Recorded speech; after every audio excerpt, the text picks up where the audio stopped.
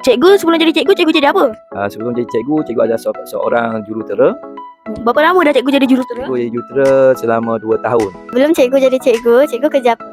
Cikgu dulu kerja sebagai crew 7E for 1 year. Sebelum cikgu jadi cikgu, cikgu kerja apa? Saya kerja sebagai buyer dekat Kilang. Berapa lama cikgu kerja sana? Dekat 2 tahun. Cikgu sebelum jadi cikgu, cikgu kerja apa? Sebelum jadi cikgu, cikgu kerja jadi seorang usahawan. Berapa lama dah kerja? Lamalah juga. Lebih dari 5 tahun.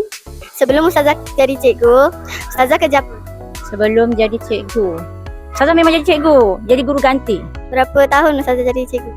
Berapa tahun Ustazah jadi cikgu? Dari 2011 sampai sekarang. Sebelum teacher jadi cikgu, teacher jadi apa? Kerja. Nak kerja apa? Saya kerja makan, tidur. Sebelum jadi cikgu, cikgu jadi apa? Cikgu sebelum jadi cikgu, cikgu jadi seorang pelajar. Itu semua orang pernah je ke? Memang cikgu terus jadi cikgu, tak ada jadi apa.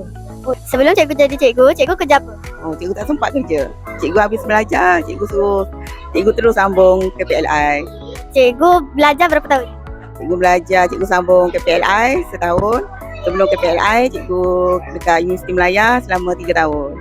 Wah, lama juga ya cikgu. Ya, lama. Belum mak ayah jadi pembantu kat sini, mak ayah kerja apa? Mak ayah kerja perhotelan Dekat mana tu? dekat Genting Highland. Tahun kerja kat sana? 20 tahun. Uish, lama juga. Cikgu sebelum jadi cikgu, cikgu kerja apa? Sebelum jadi cikgu, saya kerja pasaraya. Sebelum cikgu jadi cikgu, cikgu kerja sebagai apa? Cikgu. Sebelum jadi cikgu, Cikgu. cikgu juga? Ya. Berapa lama dah jadi cikgu?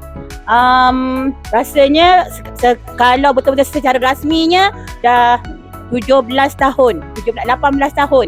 Tapi sebelum saya jadi cikgu pun saya kerja sebagai cikgu sebab ayah saya tak bagi kerja lain. Dia suruh jadi cikgu je. Jadi saya dah jadi guru ganti.